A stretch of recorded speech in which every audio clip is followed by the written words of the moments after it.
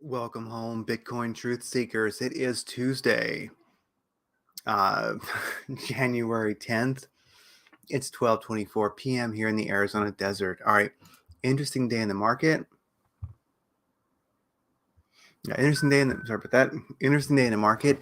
Interesting day in the world. Let's check it out. Good positive vibes today. All right, looking at the crypto universe in green squares in general, it's kind of gotten to be green today. It's a good day. It's doing surprisingly well. All right, looking at the big stuff here. Dollar strength index today, another red candle today. Do note though, it's been going down for a while. I do think there's a possibility, just saying, of a bounce off the 314 moving average on the daily chart. So look out for 102 750 or so. That could be a bounce spot. Not financial advice. That's a bit of intuition. The 314 tends to play a role in things along with the 200, and we're coming down and we're challenging that 314 moving average. Just saying, that's definitely a place that the dollar strength index could definitely pivot. And other people, I look at other people's charts that show it. You can chart things in many ways. You can see it from many different angles, but I kind of see it from that angle. But I've seen other people chart it other ways where it does look like we could have a bounce there. So watch out. It's great the dollar strength index is going down yesterday and today. A good dump. I should say actually that would have been Friday. Another weekend it wasn't open, but Monday and then today Tuesday. It's been a nice dump. Just watch out because after you pump, you dump. After you dump, you often pump. So 102, like 102.7, 102.8, be careful. That's a spot where you can definitely see a pivot, and that's probably going to wreck, the indexes in crypto, etc. So if you're making money, make sure you got some locked in. All right, U.S. oil spot, green day today. S&P 500, green day today. Challenging once again the 50 moving average on the daily. I like seeing that. Let's see if we can break above that. Maybe we have the energy to close above it today. That would be wonderful. I'd love to close above it today and open above it tomorrow. That'd be groovy. Wednesday's a good day of the week to do that. Looking at Bitcoin, another green day. You can see this beautiful uptrend that we've got going on. And on the daily chart, we are above the 50 moving average. I like seeing that. Gold, green day today. Silver, red day today. Gold is a rocket ship to Pluto. I mean, look at that thing. Gold is pumping like, like an altcoin, that is just groovy. You can kind of see an upwards trend going on. That's just wonderful. It's above all important moving averages that I look at on the daily. So gold looking great. Silver not quite as perky today. Looking at the big trend and things like that. But even silver, well, actually no, it's not doing too bad. Let's just draw kind of an upwards chart, like upwards channel like that. It kind of dropped below the channel, but it's just trying to get back in that. Stay in that channel. So let's see what happens. Silver definitely not doing bad, but appears to be cooling off last day or so. Looking at Bitcoin explicitly, trading volume 6.6 billion in the last 24 hours. That's really badass to see. Let's start looking at a couple things when we look at this just to get a perspective. So Bitcoin 6.6 billion, BNB 145 total volume. Why doesn't make sense? K? No, it's going to be more than that. 145K. Really? Or was it 145 million? Yeah, I guess so. So 145.1 thousand. All right. Let's look at that's it. And then ETC 775 million. 75.6 million. So anyway, there we go. BTC 6.6 billion. BNB, I don't know why it has two. They seem to have the same numbers anyway. 125,000. Seems a little low to me. SHIB for fun. Let's look at that. 222 million. I can dig that.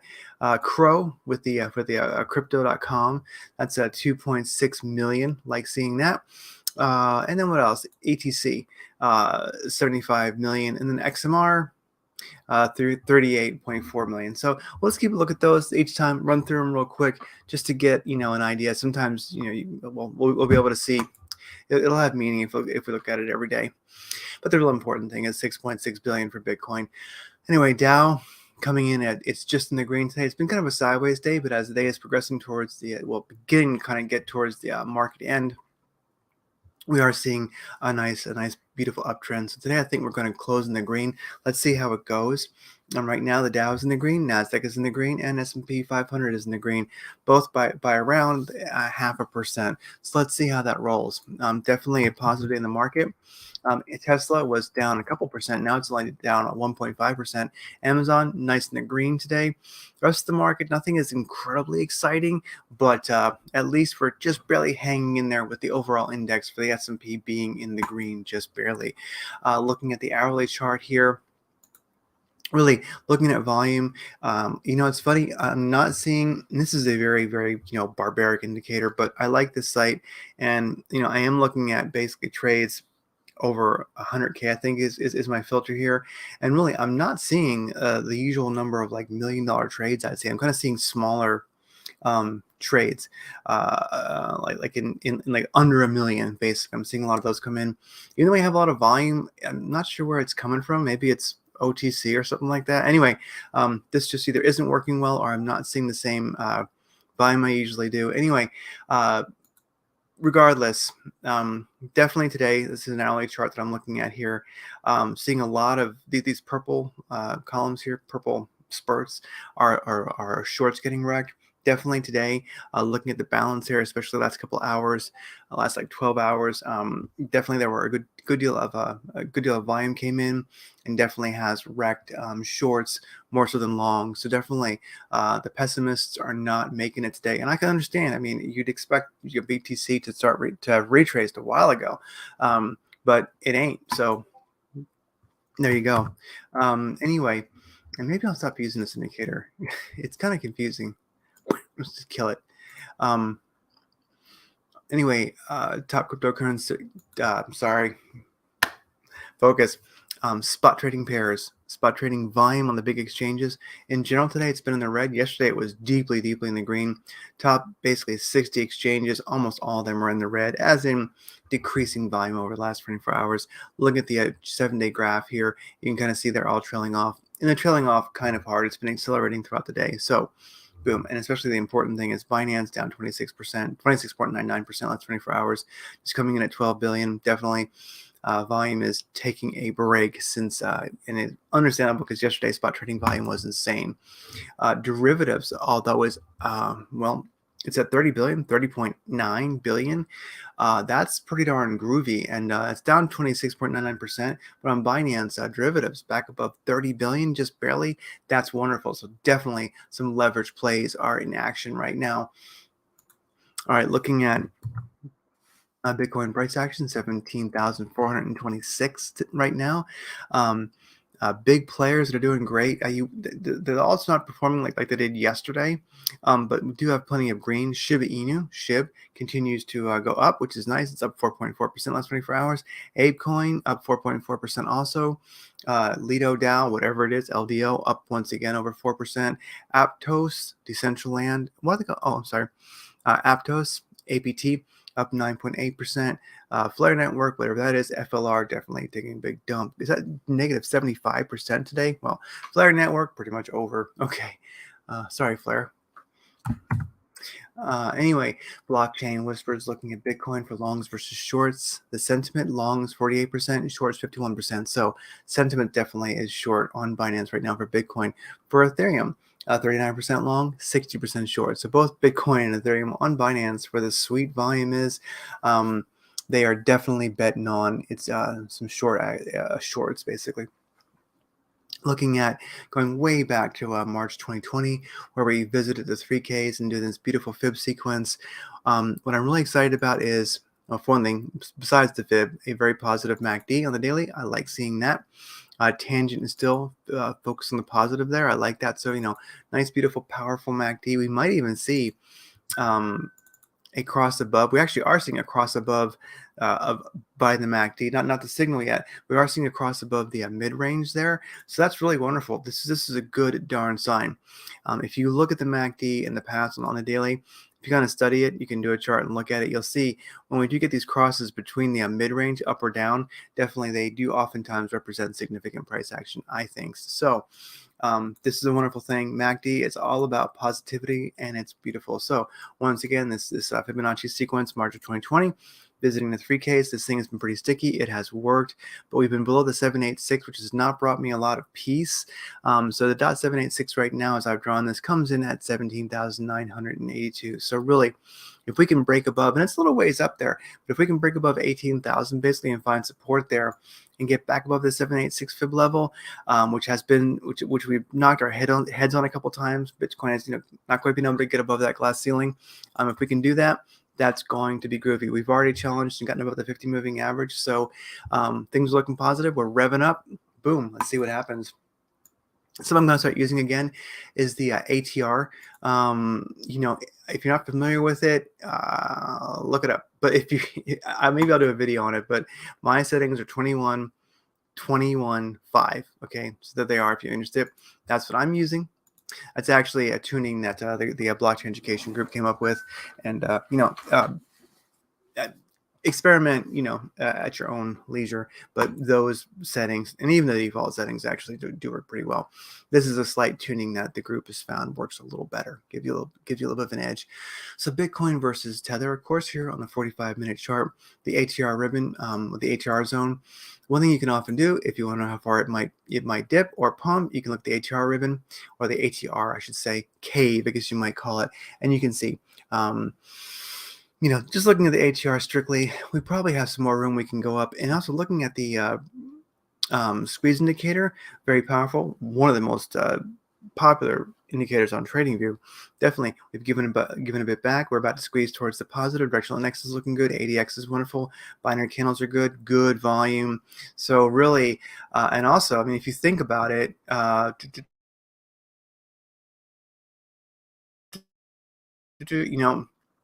zone, lagging a little bit, but we have started going up. You can see this upwards channel. I might start using my I'm trying the white background a little bit. I think I like black better, but we're using white for a little bit.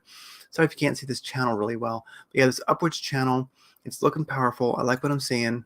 There you go, upwards channel. And if you think about it, we've had okay, here's a lower high, just barely a lower high,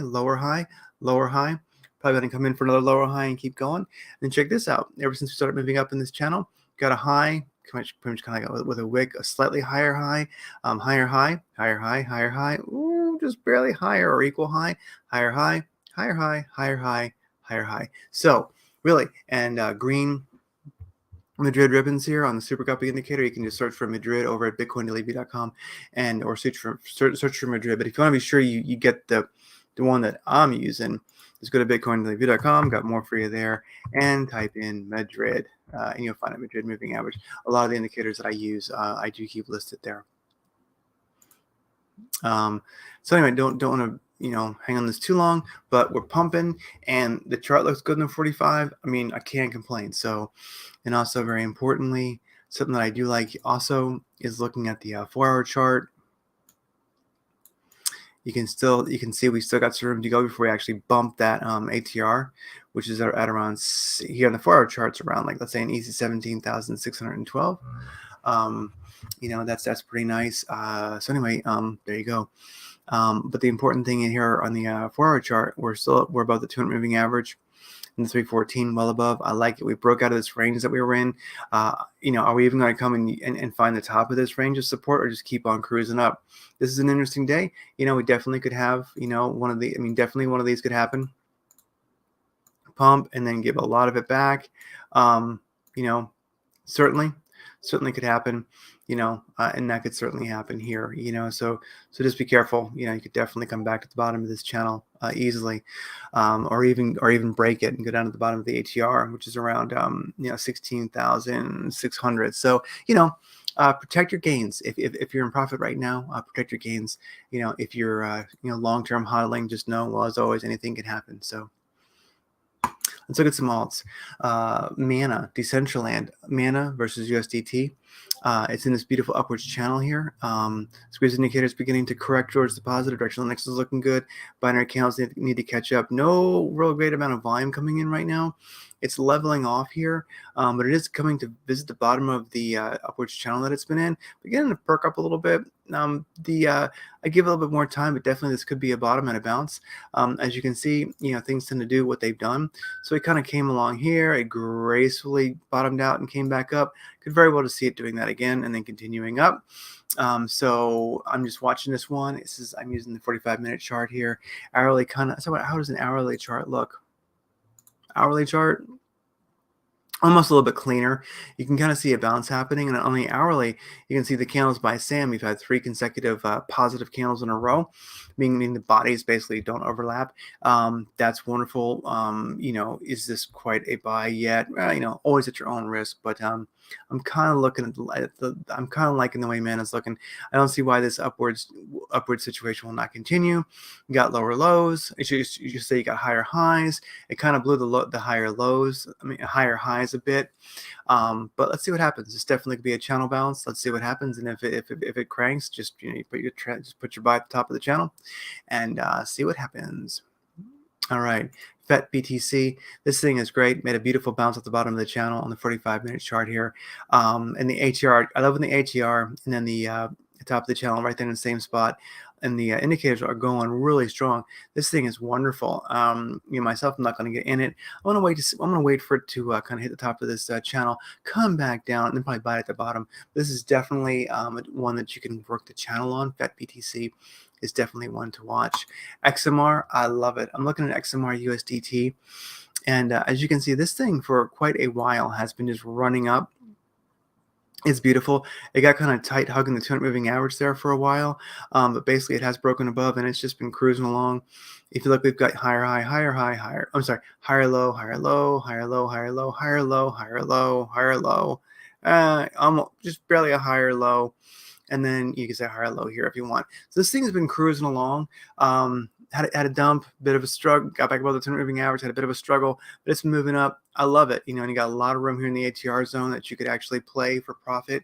It may not actually reach the top of that, but it's definitely the squeeze indicator is definitely kind of lending towards going into the no buy zone. I need to adjust these colors so you can see it better. But when you're in the black, you see how this is like gray here in the middle. When it's black, that means the squeeze is on, so don't do anything.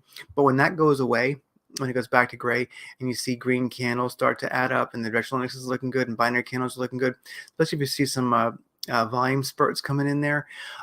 This could, I don't see where this one, not financial advice, but XMR USDT, basically Monero USDT, it's been doing good for quite a while. And if we look at just the last really good firm, move off the 200 moving average about here, back on like Saturday, December 31st. Oh, darn it. Wrong indicator. Sorry. If we just look there, get my little, where is it? Forecast. So going back to like, Saturday the 31st, December 22. If you look at that and look at where we're at right now, I mean, it's, 10% in 10 days and 9 hours, not bad. You know what I mean? Not bad at all. And this is something I actually hopped into back in the day, and I've just been rolling this long. It's probably getting ready to. I shouldn't say it's getting ready to, but it's in the squeeze right now. So wait till that breaks, goes back to the gray, and then because the squeeze indicator, I should really do kind of videos on these things, but in this one it's kind of hard to see with this background. Let me see if I can go to the my default without totally blowing this away. Will you still be able to see it? Yes. Okay, cool. The squeeze indicator here on Mana. Darn. Let me just go. Let me dump that. I'll actually. Oh, you can see him. You can kind of see him here. Here they're color a little bit different. I need to make them white. Anyway, sorry guys. I gotta fix my indicator here. I've been kind of working with some color schemes here and kind of got things messed up. But as you can see, when it's gray here, that's when the squeeze is in. Forget it. I got to fix this indicator. Sorry, I'm a little bit like, I don't feel that well today. So don't want to lead you wrong. Let me fix my squeeze indicator. In general, it'll start firing off when the squeeze is in. You don't buy, wait for the squeeze to end, and then you hop in. So sorry about that, guys. I'm kind of, for some reason, I feel just slightly crappy, actually kind of crappy today. So I'm probably not as effective doing this as I could be. Let me fix my colors on this indicator, and I will I'll do a little bit of how-to on it next time. Anyway, guys, you know, the markets, a lot of alts are getting ready to pop off, especially some of them are definitely. Let's see what happens. You know, the volume in the market's down right now. I think the Fed's, Powell speaking today kind of definitely maybe put a little bit of a low, kind of cause some of that low volume. People kind of want to see what happens first. But I mean, Powell's done speaking and Bitcoin is doing quite well. It's pushing up. I mean, people can say it's gonna dump any second. It may, but it's making money right now, doing well. Broke out of an upwards channel. I mean, it's really powerful. I'm like I say, I really want to see it get above the 786 fib level that I've drawn, that big one from way back in 2020, of March 2020, where I first started that one. I mean, if you look, you've got this beautiful this sequence really does fit. We're in a positive MACD right now on the daily, and I mean, boom, just get above 18,000 or so, above the 786 fib level. That would be insanely bullish, in my humble opinion. So, I'm going over a couple alts here, and sorry, I'll fix my squeeze indicator so I can show it to you properly. Because I'm messing with color schemes and I got it all whacked out and I can't see it clearly. I don't tend to always look at the when it's actually squeezing, because it's always squeezing during the transition. So it's always going to be squeezing here. It's going to be squeezing here. It's going to be squeezing here. Maybe it's going to be squeezing here. You want to wait till the squeeze is off. I need to make the little dots a more pronounced color so you can actually see when the squeeze is on. You want to buy once the squeeze ends towards the up or down, depending on what you're doing. So the squeeze is the indecisiveness between price action. So with that said, here's some news. Torrential rains trigger flash floods across California. If you hadn't noticed, it's raining in California. I'm sure you've probably heard. Just in, Crypto.com to delist Tether USDT in Canada, citing compliance with local regulator. I like Crypto.com. I think they do good stuff. I like their card. It's an okay exchange. They're doing all right. They're one of the few DeFi platforms, you might say, that offer interest on crypto, that have survived the great 2020.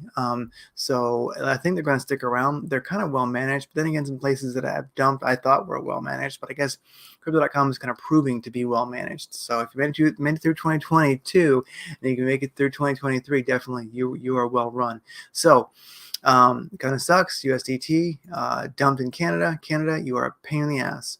And you owe the truckers, you evil globalist bastards. Anyway, so House passes bill to rescind over $70 billion in IRS funding.